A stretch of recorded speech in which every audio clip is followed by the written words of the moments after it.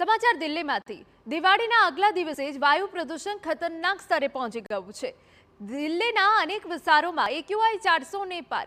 આનંદ વિહારમાં AQI 430, અક્ષરધામમાં AQI 426 નોંધાયો।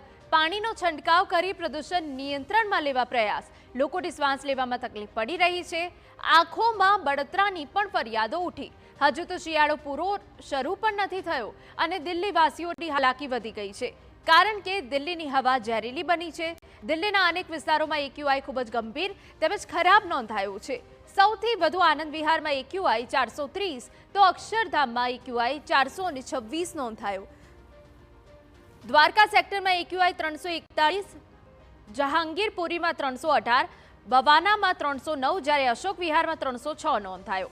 India Gate આસપાસના વિસ્તારોમાં પ્રદૂષણ નિયંત્રણમાં લેવા માટે પાણીનો છંટકાવ શરૂ કરી દેવાયો। જોકે લોકોનું કહેવું છે કે સમસ્યાનો કાયમી ઉકેલ લવાય। ખરાબ હવાને લીધે લોકોને શ્વાસ લેવામાં તકલીફ પડી રહી છે। सांस लेने में दिक्कत होती है। जैसे हम साइकिलिस्ट हैं एक्चुअली, तो मैं साइकिलिंग जैसे रोहिणी से करके आया हूँ 20 किलोमीटर्स, तो एक्चुअली सांस लेने में दिक्कत आती है। बाकी जैसे साइनस है मुझे, तो वही सांस रिलेटेड प्रॉब्लम्स होती हैं। आंखों में बहुत चुभन होती है।